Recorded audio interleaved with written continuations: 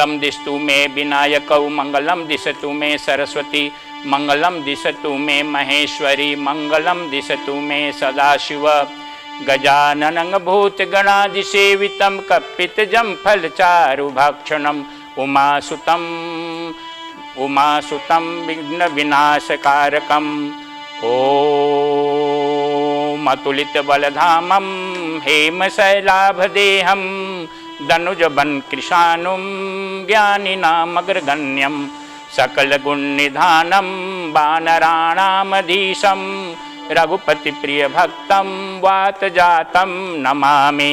मनोजवं मारुततुल्यवेगं जितेन्द्रियं बुद्धिमतां वरिष्ठं वातात्मजं वानरयूथमुख्यं श्रीरामदूतं शरणं प्रपद्ये। सीताराम गुणग्राम पुण्यारण्यो विहारिणौ वन्दे विशुद्धविज्ञानौ कवीश्वरौ कपीश्वरौ। यत्र यत्र हनुमान कीर्तनं तत्र तत्र कृतिमस्तकाञ्जलिं वाष्पवारी परिपूर्णं लोचनमारुति नमत राक्षसान्तकम्। आप सबों में विद्यमान परमात्मा को नमस्कार है। आज के दिन हम लोग भगवान श्री हनुमान के स्वरूप की आध्यात्मिक व्याख्या करेंगे और उनके स्वरूप के माध्यम से क्या संदेश प्राप्त होता है इसके विषय में संक्षिप्त में चर्चा करेंगे। भगवान श्री हनुमान की जो आकृति है वो परमात्मा का जो प्रतीक रूप ओम है उसका प्रतिनिधित्व करता है। भगवान श्री हनुमान उनके शरीर का रंग जो है सिंदूर की तरह होता है, लाल। ये रंग अपने आप में असीम्य ऊर्जा का परिचायक है।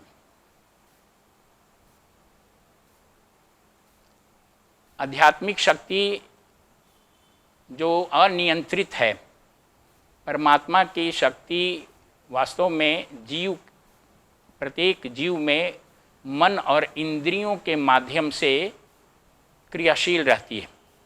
मन और इंद्रियां यदि नियंत्रित नहीं है तो ये जो शक्ति है, दिव्य शक्ति, वो इंद्रियों के माध्यम से बंदर की तरह चंचल हो जाती है और चंचल बंदर की ऊर्जा की तरह इनका अपव्यय होता रहता है।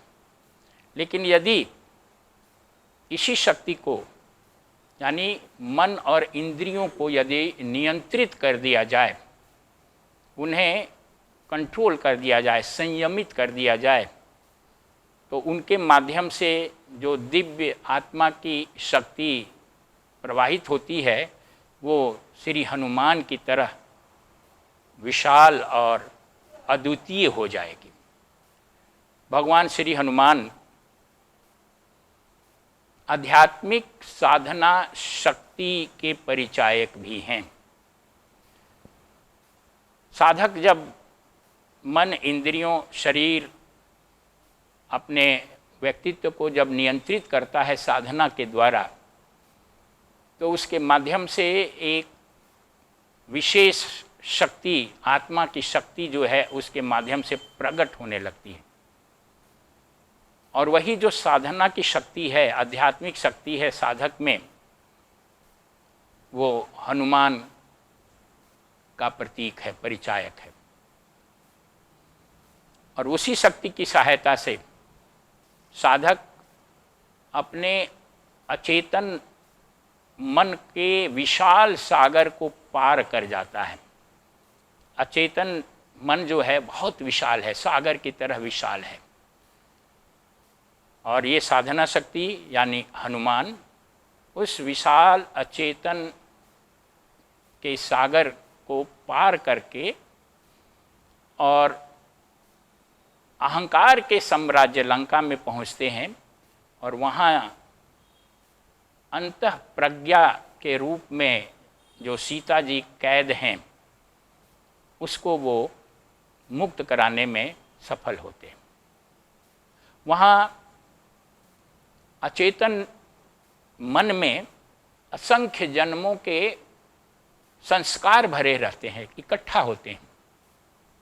ये जो साधना शक्ति हनुमान हैं, उन संस्कारों को जला देते हैं, दग्ध कर देते हैं।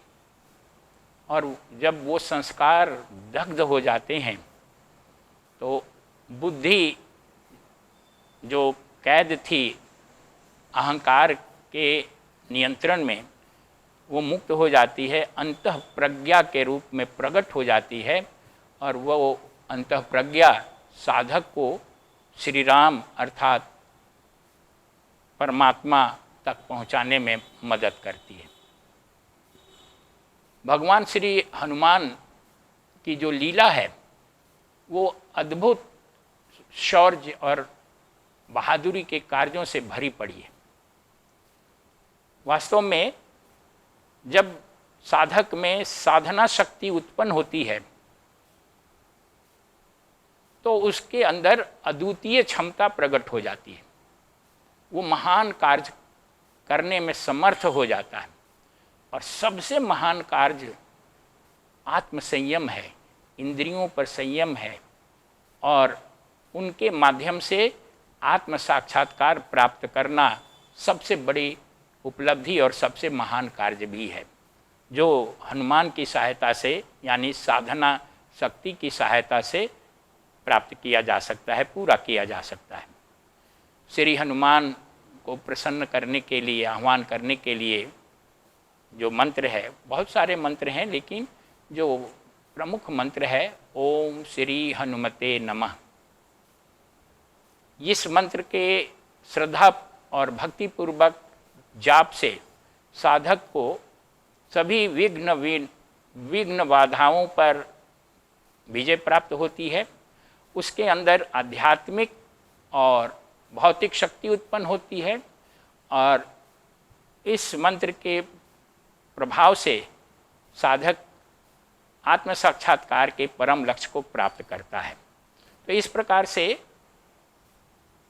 भगवान श्री हनुमान का जो स्वरूप है वो परमात्मा की क्रियात्मक शक्ति का परिचायक है, और इसकी सहायता से इसको प्राप्त करके साधक अपने जीवन के परम लक्ष्य आत्म साक्षात्कार तक पहुंचता है। भगवान श्री हनुमान का आशीर्वाद आप सबों को प्राप्त हो।